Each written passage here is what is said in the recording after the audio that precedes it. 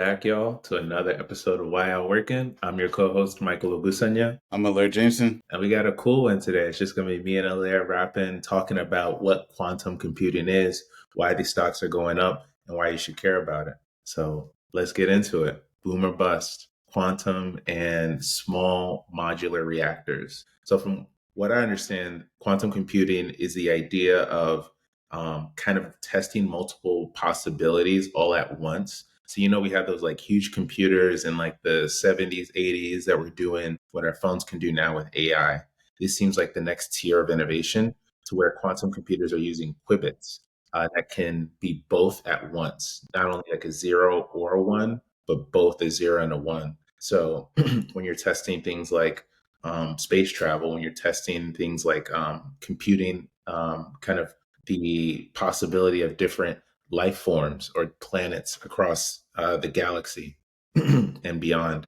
Quantum computing exposes scientists to levels of testing and just computation that they've never done before. Next is, and something we're hearing about a ton. Alaire, do you want to share about that? There's like a huge plant in PG County. I know I'm from PG, but like, The data center situation.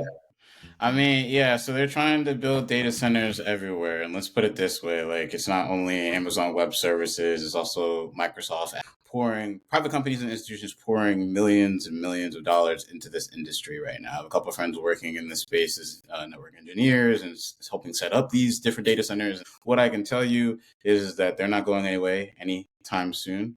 Also need more power to support these ecosystems. So the data centers themselves need money to run, but then they also need power to run. So money has to go into the energy and the infrastructure grids of the various different areas that we live in, particularly here in the DMV, because we live right next to all of the major federal systems and institutions that require the power to do the massive things that they do on a wide scale. So say that to say, in PG County, there was a big, where was it supposed to be? I'm forgetting the exact mall area location that was torn down. Essentially, in PG County, the people rose up and decided to tell the county that they didn't want a data center in their backyard because if you didn't know, there's a lot of health and community not so great benefits that come from having a data center right in your backyard, whether it be due to pollution, um, other illnesses that can be born from being next to, either the radiation or something like that that may come from the plants themselves. So community rose up because obviously the county did not talk to the community first or at least vote on it properly. They just tried to pass it underneath the rug, as they usually do with these different types of publications and wide scale deals that involve a lot of privatized money. So they were able to pause it for now and put it up to a vote, I believe. I'm not sure how long that's going to take, Michael. We'll have to, check back in on that and see. But, right now, the data center plans have been paused. They haven't been forgo. They haven't been eliminated. They've just been paused. So we'll just keep an eye on that for right now.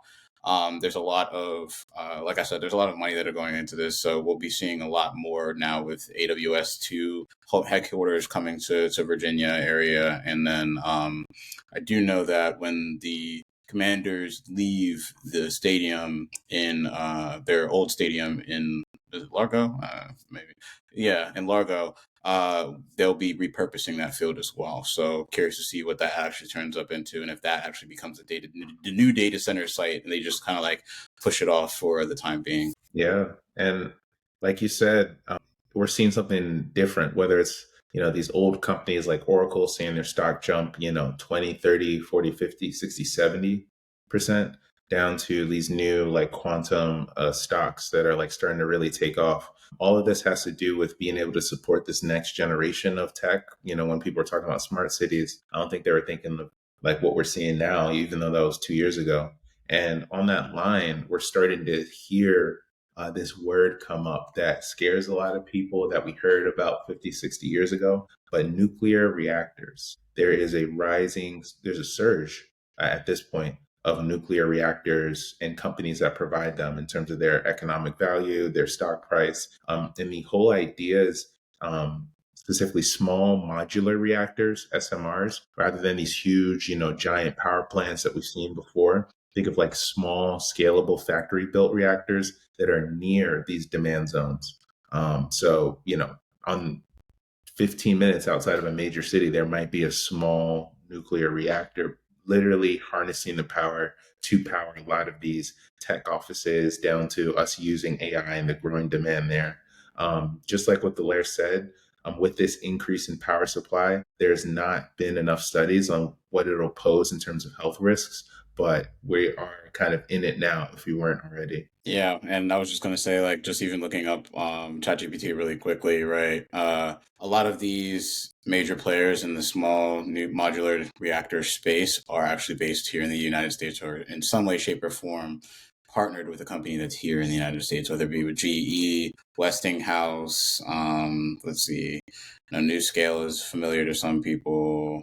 TerraPower, Last Energy. There's a lot of different ones here, so just naming a few that come to mind that are easily pull upable on the chat GPTs of the world, but also just keep in mind that there's a lot of startups that are in this space too, and we could definitely be seeing a change for either the better or for worse, based on how easily energy becomes accessible to folks. And if you haven't known, in the DMV region at least, BG&E decided to change their pricing, as well as now you have a choice of which provider you want to go with. And so sometimes I know that, Michael, with the new house, you had to kind of figure that out. So it's like a lot more people will be doing the same, right? If we have the ability to have a small nuclear reactor in our powering our own homes, imagine what that could do for the future. So I'm kind of looking forward to that and seeing how that can honestly go, because theoretically speaking, you could have power for a lifetime just off of a small nuclear reactor. So just imagine how business would change as a result. All right, enough talking. Quantum, is that a boom or bust? I'm gonna say, because I hear so much about it and I'm all in on the finance side of things, I would say it's a boom until it becomes a bust. I mean, obviously, all of these things like dot-com boom, etc., they have their ebbs and flows. The Intel chip, the Apple 8-core chip. Like, I just think about it like that, right? Like, there's a progression to everything. And now they've just been putting more money into semiconductors and things like quantum computing. I think it's definitely a boom, at least for the next 5, 10 years before something else takes its place. I'm gonna disagree with you, but slightly. I Okay. think in the short term, it's a bust. I think it's something where you're seeing stocks go up. There's a recent deal where they cut a $500 million like private placement deal, but then it dropped 16%. Um, I think a lot of people are starting to wonder, they've heard about it for over 2 years now, but they're not seeing any tangible benefits. So I think people are thinking about it as if it's a bust right now. But long term, the idea of quantum, we heard about it with like the Jetsons. It could really be a boom, like long term, if this leads to some huge like scientific finding. Right. Well, A definitely good how do you point. feel about the nuclear reactors? Y'all are getting the two for one. We were supposed to break this up into two, but you It is getting it what it now. is. Forget about it. So like I think that for as far as the nuclear reactors are going, maybe I'm very bullish on both of these, but I feel like I'm even more bullish on the nuclear reactor side of things because, like I was saying earlier, there are startups coming out with, and I don't want to like name drop or anything, but like there are startups coming out with what would be described as an egg-shaped nuclear reactor. You might even might be like describing this is just I'm telling you what who the company is, or at least the companies that are making this module. It's a small modular reactor that can be used to plug into your home to power your home. Now, with this comes a lot of different applications that I see possible happening, whether it be military applications to power military vehicles, in the event of an EMP, shutdown. These nuclear reactors have the potential to keep working in that event and wouldn't necessarily need as many, or would have already enough precautions so that way they don't melt down and cause issues as a typical power plant would.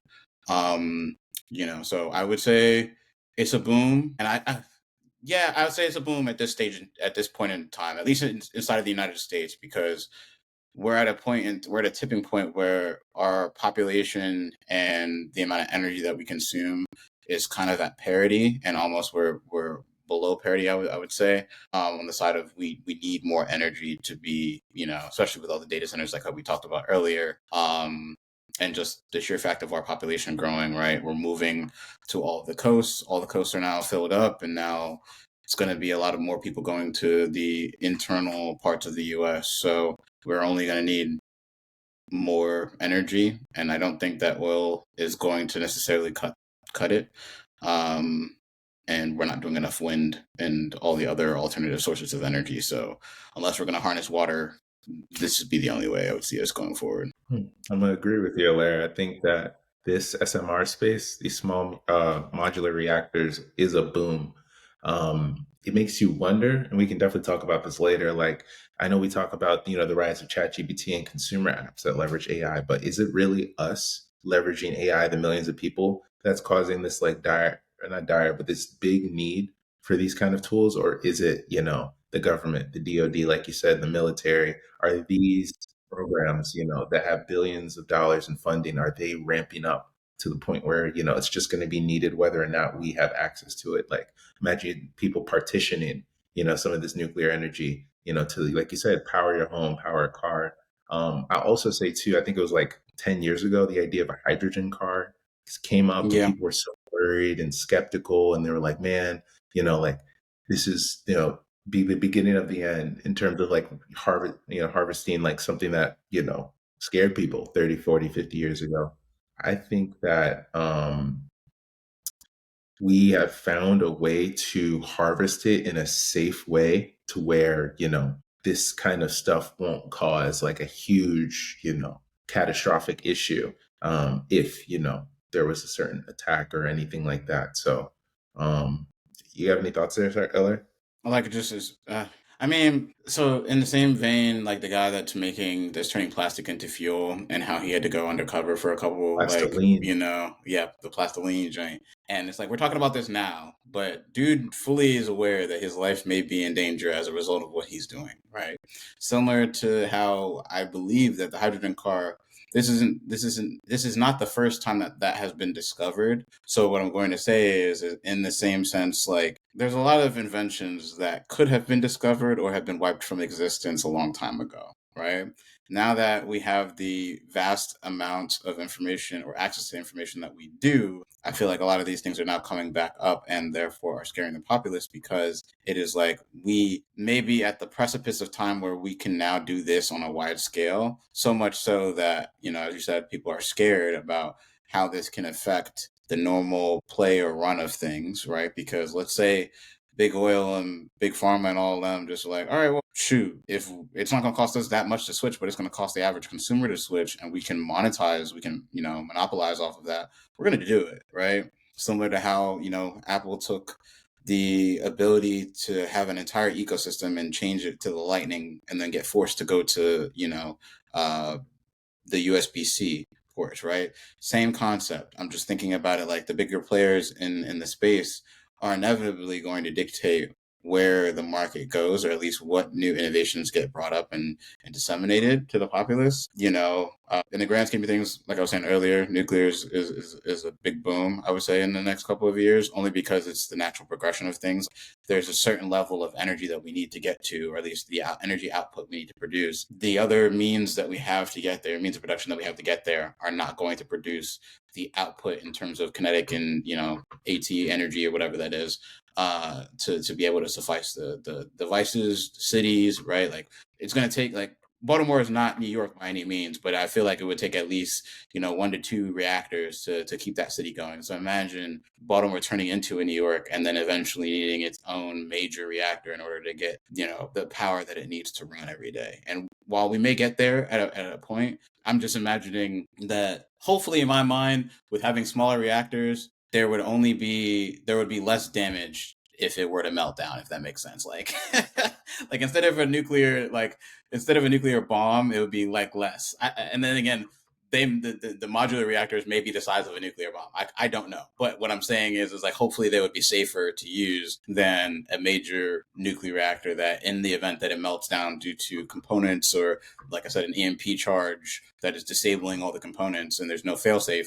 I'm just trying to think about that, right? Like the fail-safe component is what scares people the most, right? Is there a fail-safe for hydrogen? If hydrogen is really, reactive, what do we do in the case where our car catches fire? Do we just abandon ship? You probably do. You know what I mean? You probably got like less than 5 seconds to get out the car before it explodes. But at least with gasoline, it takes a little bit for it to drip, catch fire, etc. And hopefully there's some fire retardants in your car, so that way it prevents you from cooking immediately. That's all I can say. Yeah. I mean, you brought it up well, and I'm gonna close out. From NFTs, when people are talking about NFTs, I'm sure they were loading on Bitcoin, and now it's tripled. Ethereum, Solana. I mean, we've seen this now, but it's happening quicker. Where every 2-3 years, it's like a bigger thing comes up, and there's skepticism. But if you just choose to adjust your portfolio, again, for all y'all Hmm. listening, react to the times. 4 years from now, when like what you're talking about, Alaire, like houses and things are powered by it, you're sitting here glad that you made that decision. So, Oh yeah, boom or bust, quantum and small modular reactors. This has been a great convo. Appreciate you, Alaire. I'm Michael Ogusanya. Muller Jameson. Talk to y'all Listening to why y'all soon. working. Peace.